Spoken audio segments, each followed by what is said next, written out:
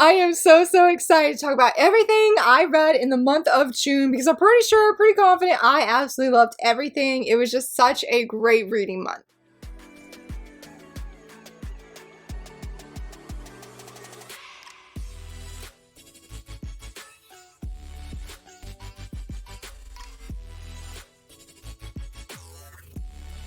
Hello friends, happy Friday, so very excited that you're here. I do admit I wish I had read more in the month of June. I was really hoping to go for 30 and 30. I mean, I know Shay geeks out that she wasn't hosting her 30 and 30 manga challenge, but in my heart, I was trying to meet that goal. Didn't quite meet it. I only read 19 different titles. I have a 20th one, sort of, and I guess we can go ahead and jump right in. The first one being a digital manga that I caught up on K-Manga, and that's 1,000 Years Behind the Veil. I think I read chapters 11 through 13 or chapters 10 through 13. I'm not quite sure, but I really loved these last few chapters. It was very interesting seeing our female lead of how she had been cursed, of why I guess you would say that happened, like how the curse came to be, what she did to address this curse, and the character, the person who gave her this curse. That was very fascinating. But get that man out, that man that's just so adamant.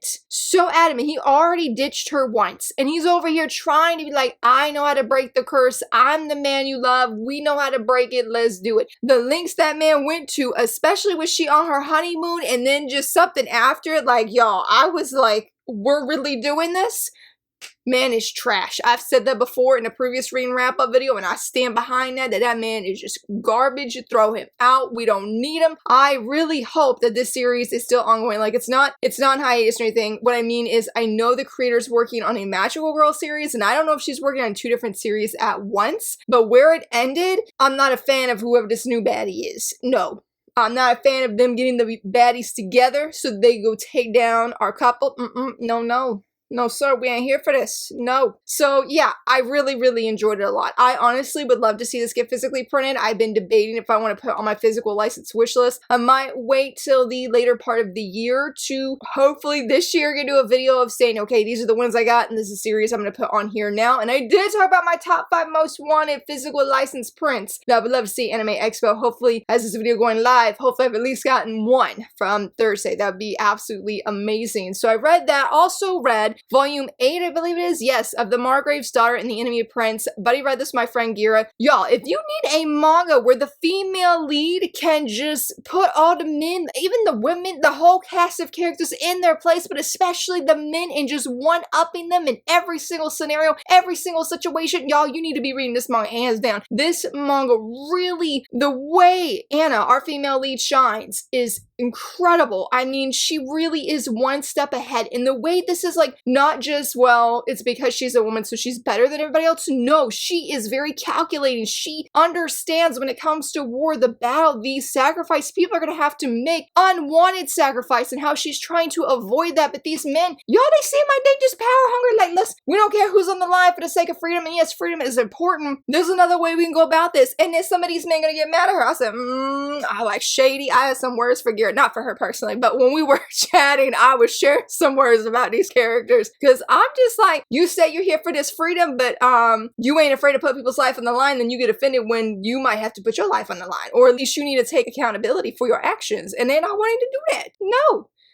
No. It's very interesting to me. There is a certain villainous character. My heart, these past few volumes, has really gone out to this character, and how this volume ended was so heartbreaking because this is not the kind of ending, the kind of track or course I would want this character to have. I'm really hoping that things are okay the next volume, and it's just very amazing to me, and how the writing has been so compelling for me to go, I don't like her, don't want her here, don't want her around, she needs to just leave, to like, okay, I don't want her interfering with the romance, but I genuinely feel so bad and just heartbroken for her, for the circumstances she is in that she was not able to control. She's just been forced into it, and she doesn't deserve what seems to be what is happening, to keep that very, very vague. It was a very good volume though, very compelling as I said, very strong action. Our female lead again is just shining, and I thought that the male lead as well, I'm blanking on his name right now, he had a great moment too, and it's very fascinating to see how our female lead has changed him over the course of these volumes. Slow going in a great way, and real good character development in him of who he used to be, how he's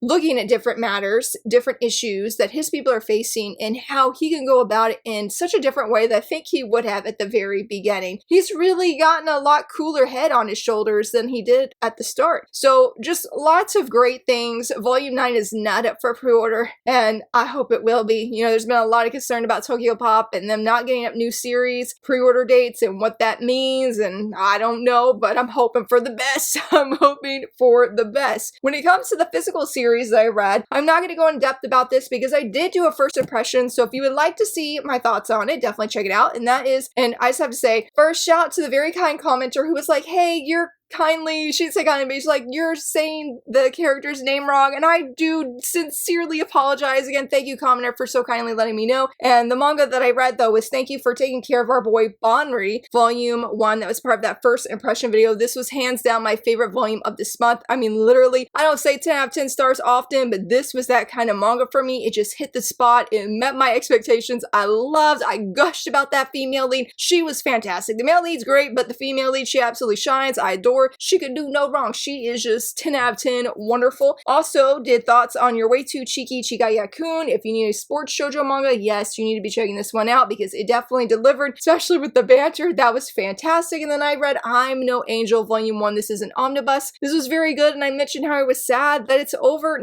sad that it ended, Volume 1 specifically. Very much hoping my library will get Volume 2 because I am ready to continue and see what happens with Midori's journey, being on the student council, and falling in love, and all of those wonderful things. I guess jumping right into Viz Media / Shojo Beat, because I'm No Angel was published by Shojo Beat. I read volumes 3 through 9 of Kiss of the Rose Princess. I do have a video review that's going to be coming of this series, and I also have the review that I did, I guess you would say, like, my thoughts on volumes 1 and 2 in this video here. It was in my previous reading wrap-up video. I was hoping to, like, read the whole series, whatever month that was, and I did not, unfortunately, but y'all, oh my goodness, let's see, I was reading like a volume a day until I got probably to volume 5. My internet went out. It was the same day as the licenses that Viz Media did their licenses that day, and Yen Press, funny enough. And my internet went out after the last one, and I binge read the last 5 volumes. I couldn't get enough of this series. It was so unexpected. I have been on the hunt to find a really cheap manga set of this, so if you see it, please let me know, because I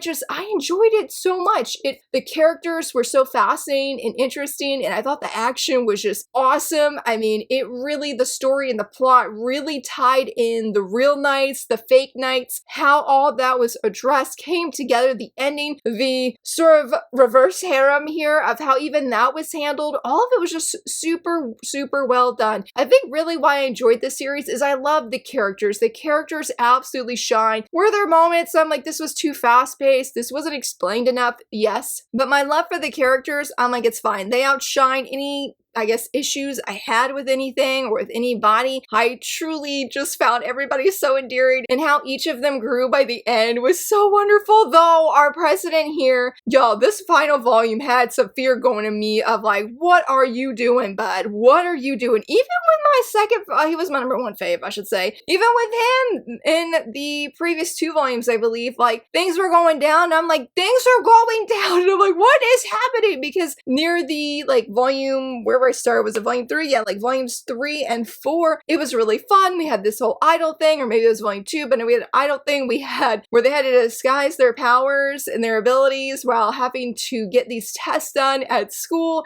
It was just a hot mess, but it was so enjoyable. I really laughed a lot and definitely got emotional several times, so I would definitely recommend it. I do have a video review, but it's gonna be coming much later this year, like at the end of this year during my 25 days of shoujo manga, and I'm very excited to share it. And so I'm, again, very thankful that I was able to read this part of a book club, even though I read way too fast. We're only doing, I think, like a volume a week. And so then binge read 5 volumes in a day was pretty surreal. It's been a while since I've done that with the series, but once I really was just locked in, couldn't get enough and enjoyed my time so much with these characters. My last Shoujo Beat volume was Tommen's B-side volume 11. Oh my goodness! Delinquent alert! My heart was thriving. Oh my goodness, I had seen no spoilers about the delinquent aspect of this volume. It was everything. And I'm just like, man, if I only known, I would have read it a whole lot sooner than I did. It was a very, very good. I would say this is one of my favorite volumes in the series because I love the delinquent aspect a lot. But Ori, oh my goodness, I went and I spammed a friend. She's one of the biggest fans of the series that I know. And I went and spammed her and I'm like, Ori, the things he said, the things he did,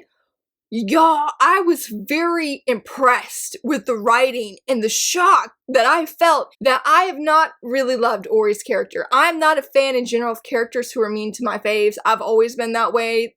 Just always have. So Ori, I did not like him and how he treated Tommen at all. I mean, yeah, he had some moments, but this volume, I really feel my view of Ori completely changed. And while I'm very strongly still Team Tommen, I'm finding myself, you know, rooting for Ori at the same time. And I never imagined I would feel that way, period, at any point in this series. So kudos to the creator for that. Also, Tommen's struggle, seeing the battle like within himself, very, very good. I really loved how it was expressed, of how it was drawn. Really felt my heartstrings being just yanked on, not even tugged on, full on yanked. It was like, wow, I cannot wait to see what happens in the next volume. I have seen a few people say they were bummed that based off how the previous volume ended, they were like, man, I want some romantic developments, and that's not really happening, but I think that this was such a powerful breakthrough for Tom and even for Ori that I was okay not having that romantic development go in the direction I thought it would. Now, am I still wanting it? Yes, and I do think it's going to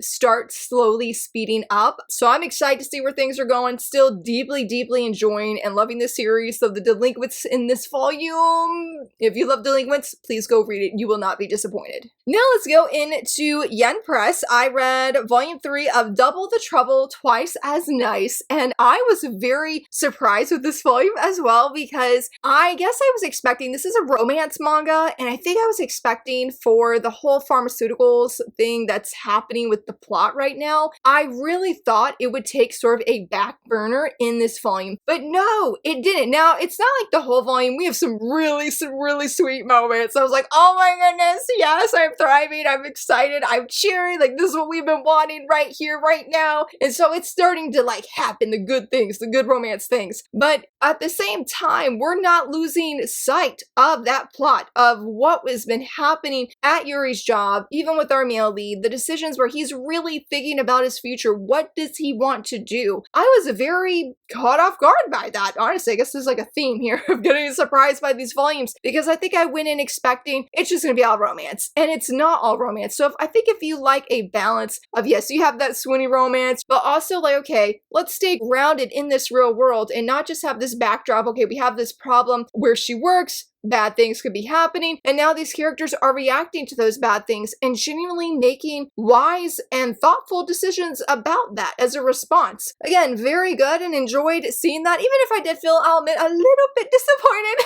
because once we got to a certain romantic part, I'm like, throw out the pharmaceuticals, focus on the romance. I'm sorry.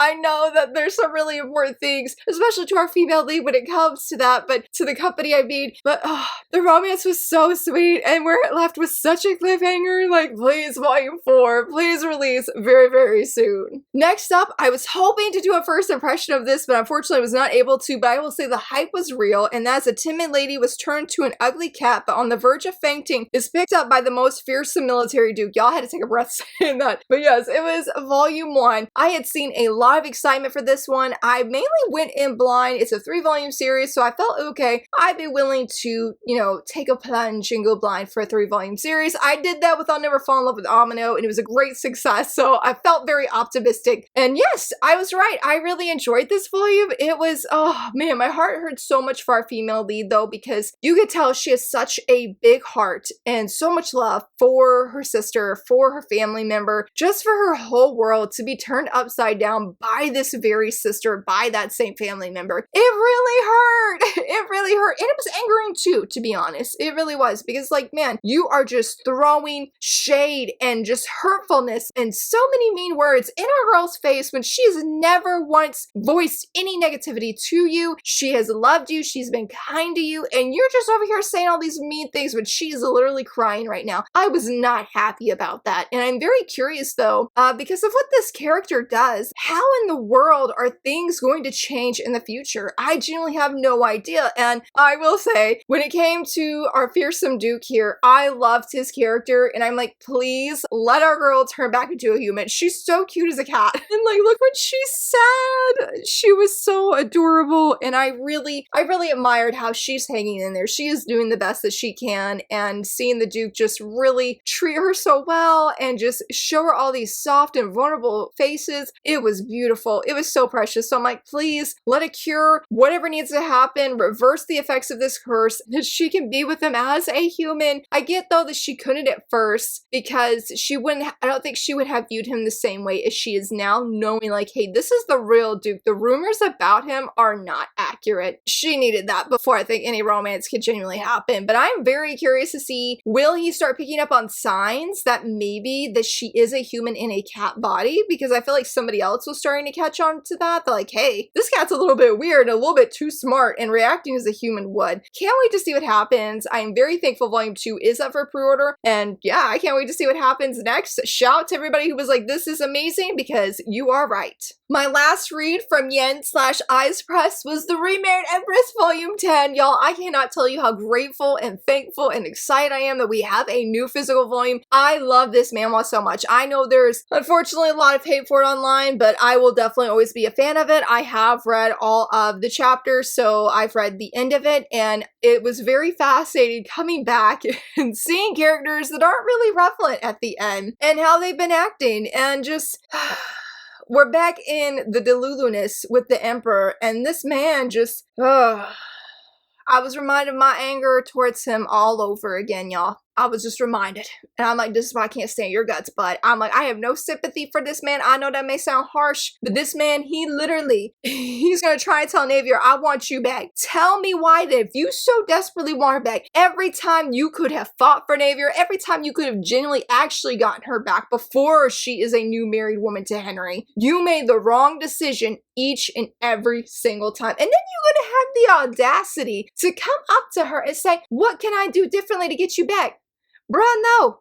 Goodbye. See you later. Don't come back. Adios. Nobody wants you around. And honestly, when I first read the series, I really did not like Rashita. And I feel bad. I called her Trashita. I had a lot of strong feelings towards her that were very negative. And rereading the series, my heart hurts for her because, yes, she does not always make the right decisions. I am not trying to justify some of the wrong things she has done because they are just wrong. At the same time, I can see her situation. I can see what kind of just situation she's in. The lack of respect that she has by anybody around her, and how she is just grasping at straws. Anything. She doesn't matter if it's like the wrong thing to do. And she's unfortunately ignoring good advice to follow her own whims, which she thinks will increase or gain her better standing with the people. And it's just like, girl, no. Can we just uproot you away from the Emperor and put you in another place? She probably could never be a Navier. And honestly, I probably, in another timeline, another life, yes, they could be friends, but in this one, they just cannot due to everything that's happened. But if she could just be in an environment where she's genuinely loved, nobody's asking or making demands of her or trying to have some kind of bribery that's going on, some kind of trading, that they don't want something always at the extent of her happiness or her well-being, I would make it happen, because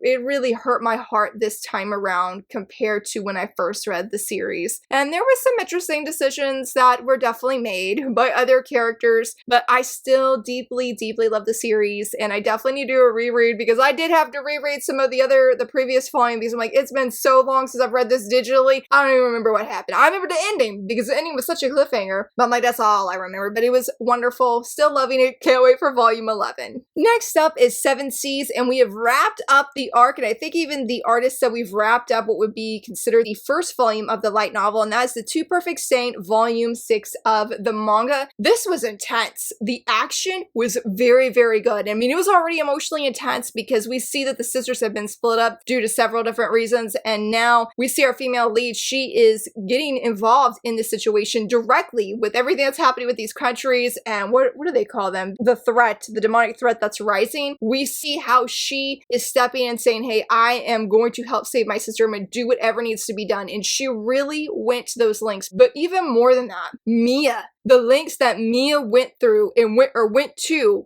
it was scary. It was extreme. And I admired Mia for how she is pouring all of herself, and I mean that literally, all of herself to protect a country, to protect a very dumb prince who does not deserve protecting, but knew that it was the people, the commoners, you should say, that are innocent people, that she was like, I'm gonna do everything I can to save them. Ooh, there was some very emotional feels, there was some fear there. Is she gonna be okay? And I was very thankful that this arc, this volume, wrapped up on such a happy note that we really got to see our female lead from who she once was in the beginning to who she is now, to see her eating, I'd say like a normal person, that she's not just eating whatever gives her, you know, like vitamins. She doesn't care how it tastes. Like, it tastes gross, but she's like, oh, that's fine. No, that she has preferences, what she likes and what she doesn't like, and that she's smiling so much more freely, and that she's genuinely being appreciated as the saint that she is. That she loves this country, she loves these people, and she will literally do anything she needs to keep them safe and just be involved, though, I would say, with these people. I am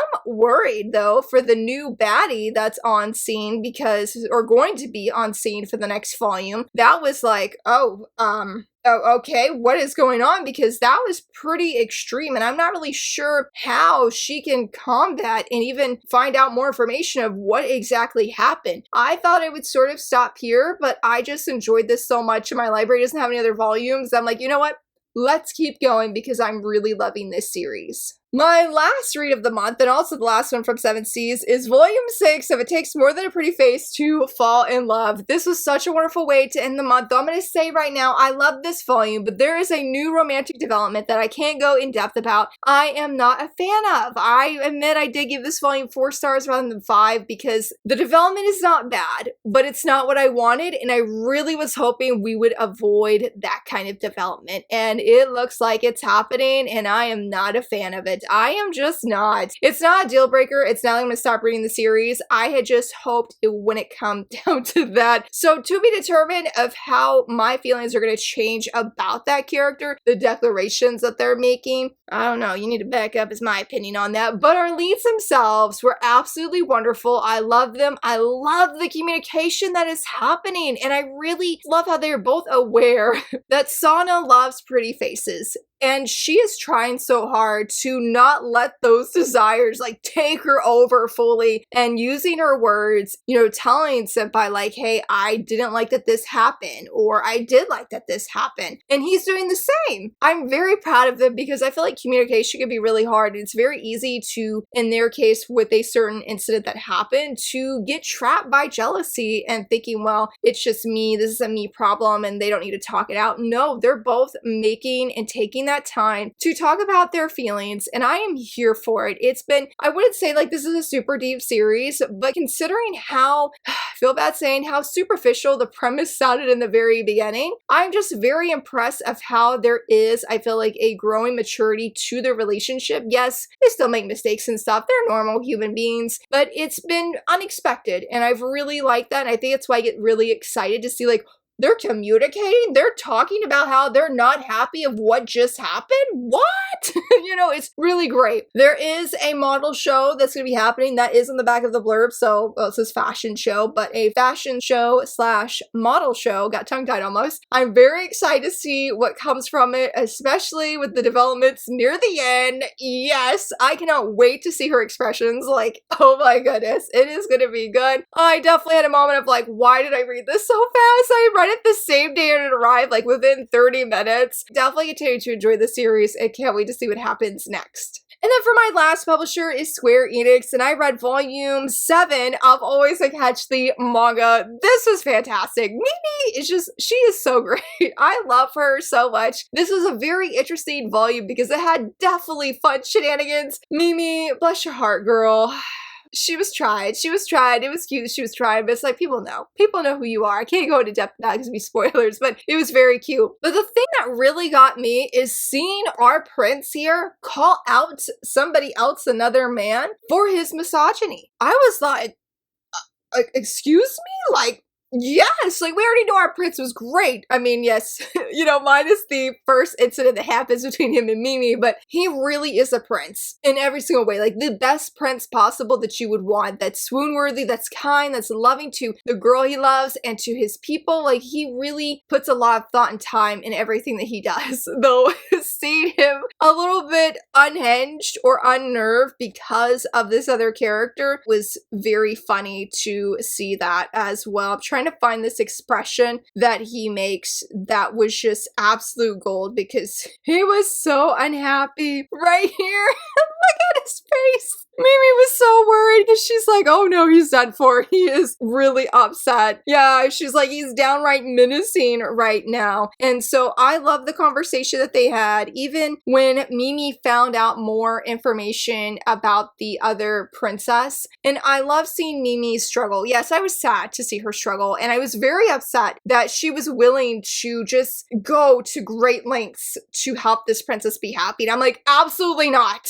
Absolutely not, okay? We are not wanting that kind of choice to be made. Thankfully, our prince was like, I'm not making that choice either because he makes it known. Mimi is literally the only person for him. Look what he did! He threw a piece of like cookie or chocolate and Mimi ran and got it with her mouth. And I love where he's telling the princess, you're just not my type. And you just can't compete with Mimi. You just can't. And he had such a perfect plan in place. It was really good. I feel much better because I do feel like there were some moments where the stakes were pretty high. I mean, the stakes are still pretty high, but I believe it's going to be okay. I just saw the cover. Is it volume 10 or 11? If you don't mind spoilers, you should go look at the Japanese cover because it is everything. I'm like, this is the perfect Mimi cover. I'm so excited for when we get to that point. So yes, continuing to deeply enjoy and love this series. Same as my last manga that I'm going to feature, and that is The Ice Guy and the Cool Girl, volume 11. I have found out some news the night that I read this, and this was so grounding, so comforting to me to read that night. I loved it. I love the developments that are just happening across the board here with, I think her name is Otanashi, I believe it's her name, the one that engages with the Phoenix all the time. I'm so thankful somebody said something to her to help to look at the Phoenix in a different way. Like, yes, we are here for it. The cafe owner that has Himuro's sister, and I forget what his position is. This guy right here. I love how the cafe owner was like, I'm shipping them very hard, but also just want to see their happiness, even if they're not in a relationship. And I'm like, yes, yes. Like, I love their friendship and I love their banter that they have, but I'm totally shipping them and really struggle with that. I would also say this character here, I forget his name, this guy here, I love the development that happened with him. I was really surprised because I did feel like a little bit of Himuro's anger rubbed on me, and I was just like, no. When I saw that guy come back on the page, I'm like, no. And then the things he's trying to do, I'm like, no again. But it was wrapped up so beautifully and was really touched how that part of his story, I mean, I'm sure we'll see him again, but just in this volume specifically of how that chapter wrapped up, it was very, very touching. I also love how we get to see some family members from both of our lead side. That was fun, seeing how they used to be when they were younger or just hearing stories about them. Really enjoyed it. So absolutely continuing to love the series. and very much hoping that we get volume 12 at some point. I don't think it's up for pre-order even in Japan, but I'm holding out hope because I love these characters, this couple, so